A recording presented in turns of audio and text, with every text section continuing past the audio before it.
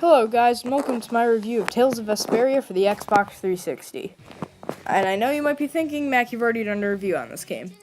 But I figured that because that video is almost a year old, it'll be a year old in 6 days, that I should do a re-review on it. It really needs a re-review. So, I love this game. It's a great action RPG. It's my favorite Tales game, and for a while it is my favorite game of all time. That opinion has changed, but I will tell you what my favorite game of all time is in the next review.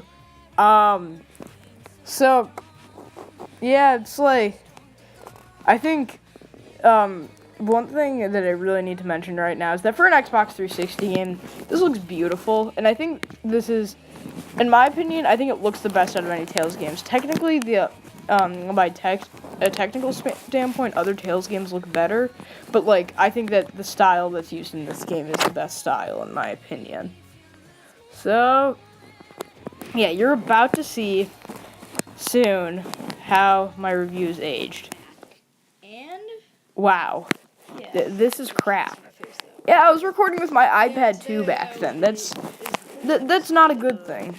Now, granted, I'm not gonna say that the recordings with my iPhone 6 are stunning or anything, but they're definitely better than that.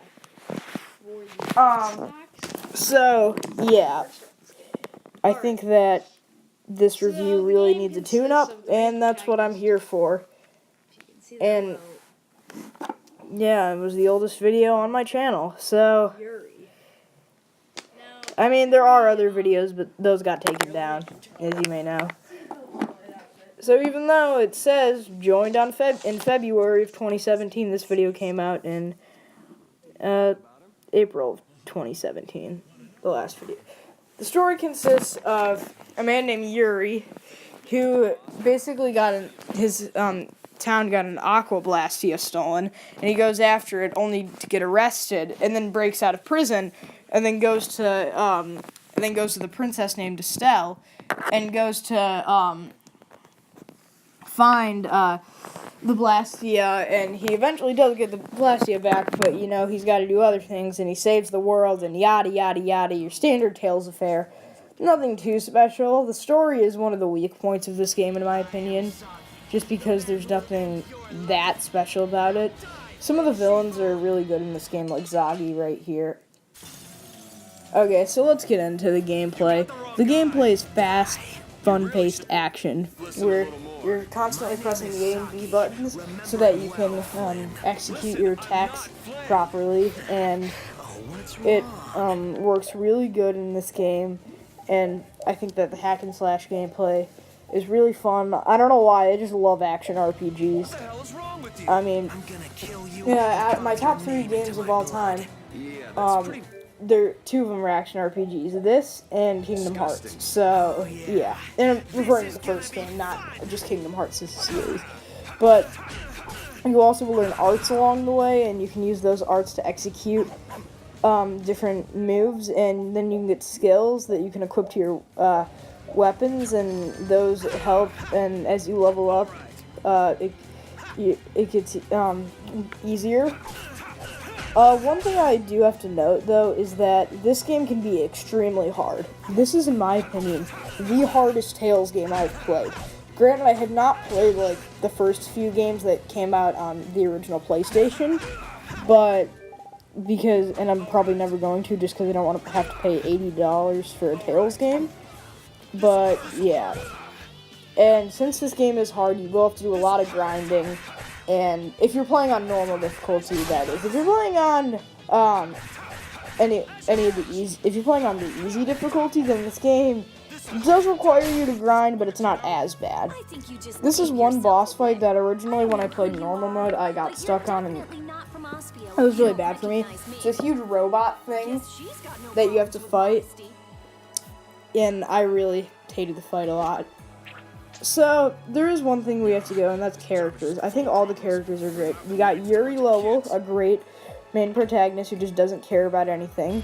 Estelle the princess, Carol the Usopp ripoff, Rita the angry mage, Raven the pervert, Judith the sexual character, and Repeat the smoking dog.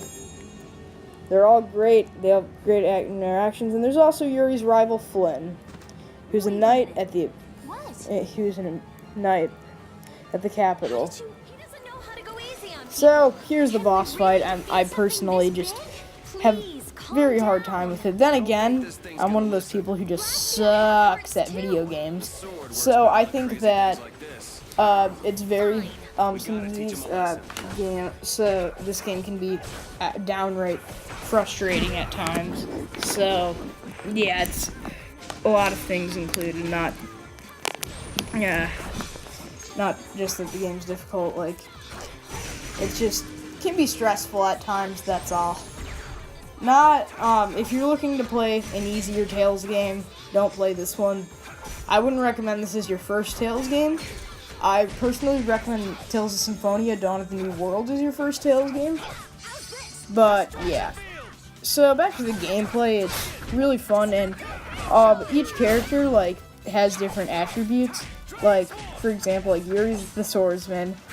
Estelle is, like, the healer, and, like, can give you buffs and everything.